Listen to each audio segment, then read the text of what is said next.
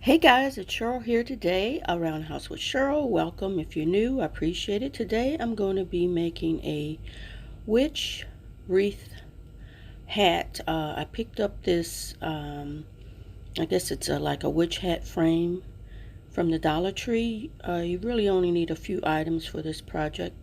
I happen to have around the house these purple lights, and so I'm just wrapping these around the frame, and it does take a little time, and I should have used some ties to tie each section, but I was lazy and and I just decided to wrap it.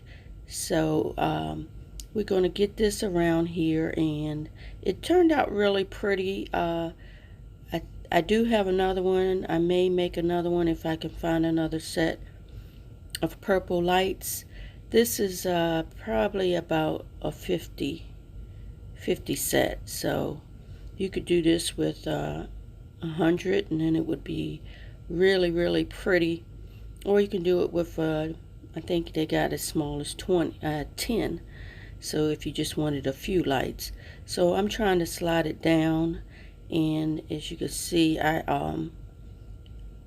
at the very top of the hat is where I put the end of the plug to kind of camouflage it. So you need one of these frames, and I also used some creepy cloth and these purple lights, and I also had on hand from last year some of the purple glittery bats that you can pick up from the Dollar Tree. I think there may be 4 or 6 to a package. So let's get this on this thing, and we'll be back later. Keep watching so you can see how it looks when I plug it up. I think it came out really nice.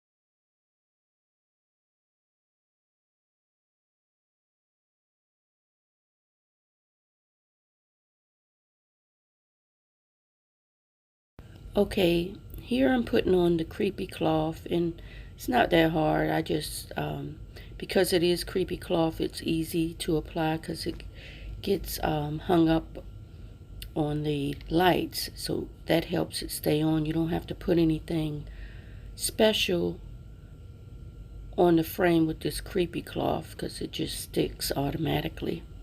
You just play with it until you get it the way that you like it, and it covers it. The creepy cloth is also what I get from the Dollar Tree, and you can see how it just, you can just lay it on there and it just stays in place. There you go. And you can just play with the ends because sometimes the little metal on the ends will stick out. So then I turn it over. I see a little piece came loose over there, so I'll just fix that. And then I just match it down a little bit to make it a little flat. And these are the pretty purple glitter bats that I already had on hand, and I ended up putting 4 on here because that's what I had. And I had this done last year. I took it apart to kind of redo it. It's got a little messed up in when I put it away for the winter. This one, the little clip came out, so I'm trying to put that back in. And if it doesn't fit back in, the little wings will attach to the creepy cloth easily. Okay, so I'm putting on this last bat, and let's see how it turned out. I'm getting ready to show you guys what it looked like plugged in on the wall. So here you go. Okay guys, here it is. I think it came out really pretty. I'm going to try to back up a little bit so you can see all the pictures. I have attached some pictures so you can see how it came, and see how the little glitter bats kind of sparkle with the purple lights. I think this is super cute, easy to do for a quick Halloween DIY. Okay, there you go. And look at these pictures. See, it looks even darker in certain areas. It depends on how the light is in the room. And I'm going to show you what it looks like as it gets dark. And it looks a little bit different when it gets dark. So here's another picture. As you can see, the lights are out, so it's gotten a little bit darker, but I have one light on in the kitchen. And I have this in my kitchen on the wall. So here it is as it got darker with no light. Okay guys, hope you enjoyed it. So this next DIY is super simple. I have a green like fern garland that I keep above this doorway. And all I did, I'm not going to show you, but it's something that you could easily do. I just had some fall flowers that I picked up from the Dollar Tree and from elsewhere that I just had on hand, and all I did was put them around this doorway. And I also have some lights on this garland, so that makes it really pretty. And the lights I picked up are from QVC. They're fairy lights, and they operate through battery, and there's various different settings you can do and timers. So this is one quick option if you want to decorate your doorway for the fall. Okay, on to the next DIY. This is for some little Halloween magnets, and you know I'm a hoarder, so I had this tag from the Dollar Tree, and it had two different types of pumpkins on here. And I already had this 3/4 inch punch, and I'm going to try to use some decoupage. And these are little cachbons. I'm glass flat marbles, if I didn't say that right. Oops. And I had already punched out this little pumpkin guy. Okay, so I have a brush I'm going to use for the decoupage, but let me show you how I'm going to punch out this other little pumpkin. And you have to apply a little bit of pressure, but it's fairly easy to do. Okay, alright, I had a little trouble because I didn't realize I had a staple in the paper, so now let's just punch it out. And you can see, you just turn it around and line it up, and you can see the picture through the little clear plastic.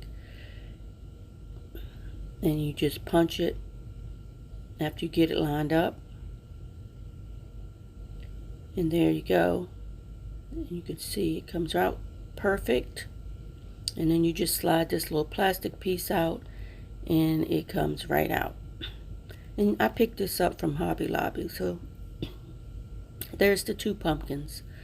So we're going to put these, and then you'll also need a couple of magnets, which I forgot to mention, so I had to go get those.